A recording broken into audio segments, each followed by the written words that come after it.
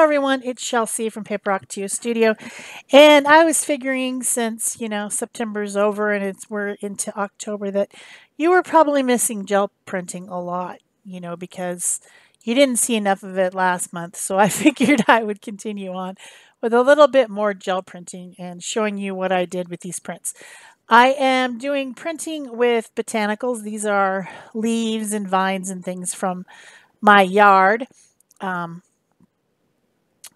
You know, we don't often have so much green stuff, but for some reason I found quite a bit of green things in the yard this time. So I'm having some fun. I am using Arteza paints again, still working on trying to get rid of those, get them used up before they turn into nothingness. And I have cut my paper. It's cardstock, and I've cut it into five 5 1/4 by 4 inches. So this will be card fronts. I decided it would be really nice to make a set of botanical greeting cards as a gift. It's time to start working on gifts for the holiday season. You can make lots of things yourself, and they're really nice gifts. And giving someone a set of greeting cards that's handmade that they can use is a nice gift. They ended up having different sayings on them, and I made them very, very simple. You'll see them at the end, but I am putting paint down on the plate and then laying my leaves onto it and pressing them down using some tissue.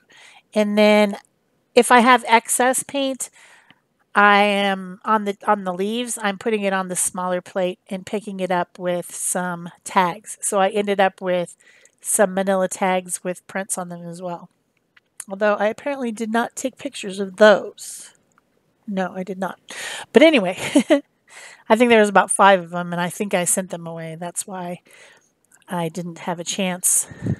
Oh, I did use one. I did use one of them. You'll see one.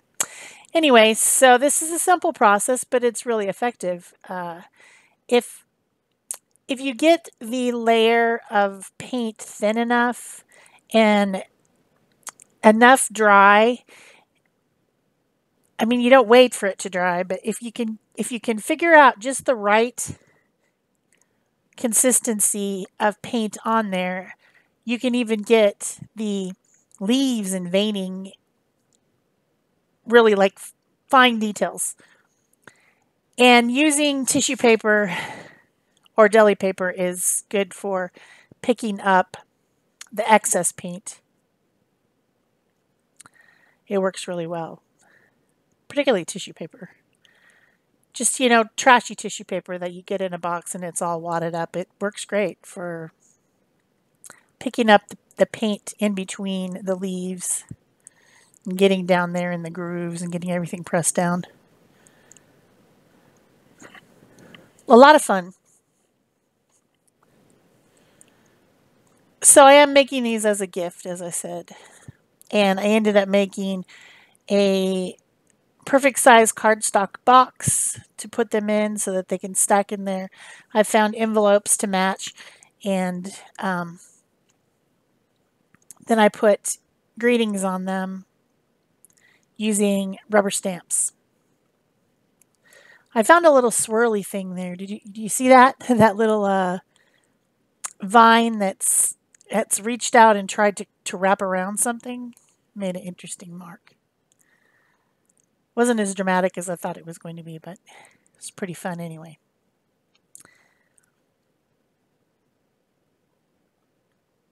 That time I used gray. I don't use gray very often as a pickup. But it turned out nicely. The cardstock I'm using is 80-pound extra smooth solar white cardstock from Nina. It's a very nice cardstock for stamping. That's what I have it for, is for stamping.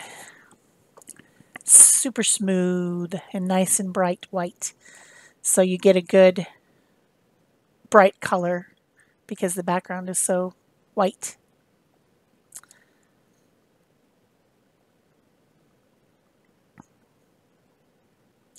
So I probably will not be making any more gel printing videos in October. Don't worry. This was just a little, I just had to get it out of my system a little bit while there was some nice plants to use outside. I had to do it. I just had to. And of course, I know you guys are just totally missing gel printing after seeing so much of it last week. I mean, last month.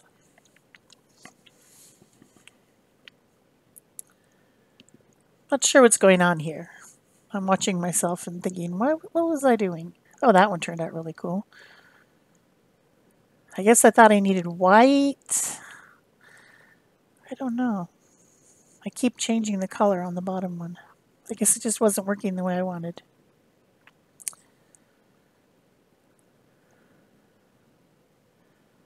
When you use the light colors, it's hard to see them on the video until I show the reveal at the end. I'm also just using, yeah, see, I didn't get much on that one. Hard to see.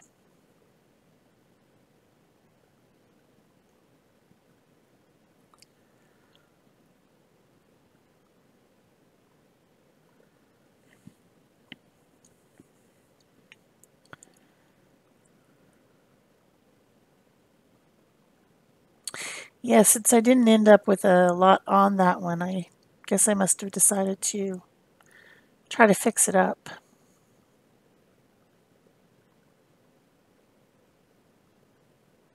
There's a little bit of delay between when I edited this footage and when I first did it. Oh, that one's cool.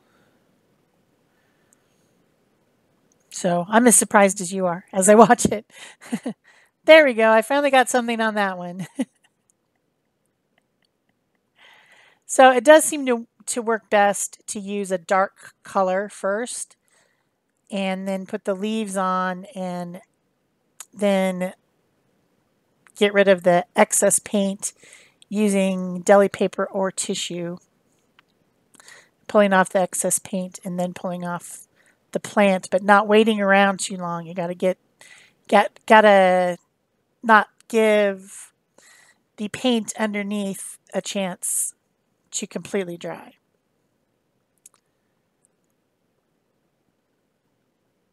Because then the leaf sticks to it. Of course, I live in Arizona, and so things dry very quickly, and I certainly do not want leaves stuck to my plate, which has happened. That one had way too much white, so I just took the rest of the yellow that was on my brayer and brayered over the top to fill in the white.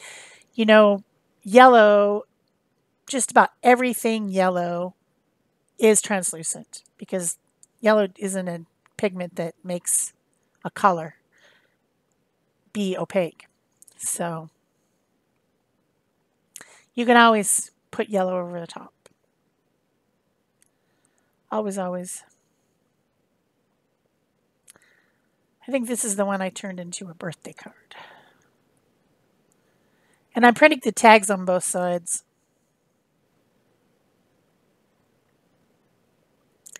And the deli and tissue paper that I'm using will end up just being collage paper because I'm just going over and over with it. So it's not a cohesive design on there. It's just getting paint on the paper. That's all. So will end up being collage paper. I don't have a whole heck of a lot to say about this video. I don't even have any stories or anything to say. That one had some crusty bits, which I thought turned out pretty cool. There was some yellow stuck to the plate that came up with that pull. I always enjoy it when that happens. Some people really hate that. It makes them annoyed because they want absolute perfection. And I think the whole joy of the gel plate is that you are surprised, that you get surprising things happening there. And those crusty bits, the bits of paint that are left on the plate after you pull up your print, always are interesting to me. I think they're cool.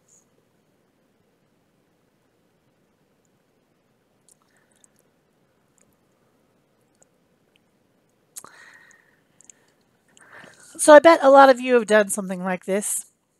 And if you have any tips, you can share them in the comments below so that other people can read them. Or you can come over to Art Joy of Sharing and show your botanical prints.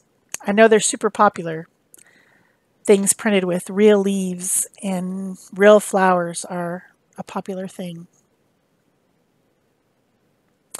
And they turned out fantastic as a set of greeting cards because they're not the same. They're not all the same because I use different plants, I use different colors, but they're similar in that they are all botanical prints. So they go together as a set very well. Oh, I think I'm going for the black now. I enjoy the black. The plant that worked the best of all of them is this thing that kind of looks like a fern. It's actually a very, the edges of that plant are very sharp. It's a desert plant and they are sharp. It actually is a tree. It has thorns, but of course I didn't pick anything that had thorns on it yet because I just picked the newest growth and it wasn't yet thorny. The thorns grow later on the older stuff. That time I used some PBO Dyna metallic paint. You usually see me using that in large tubes, but I did have these little samples and I figured I would just use the samples while I was doing this.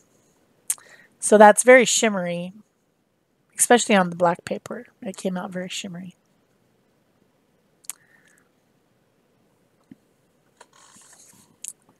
Why not open up the sample tubes? I've had them for a couple years, so I got them at the Craft and Hobby Show, CHA.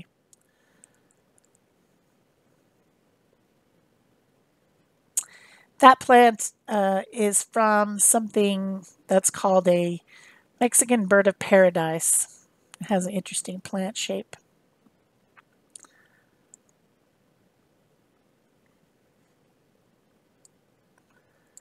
But the leaves on it kept coming off on the plate, and I ended up having to peel leaves off my plate a few times. I think I cut that out though.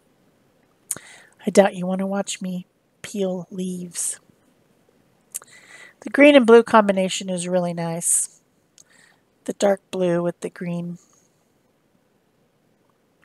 I think that's attractive for a botanical print, although it did not come up very well.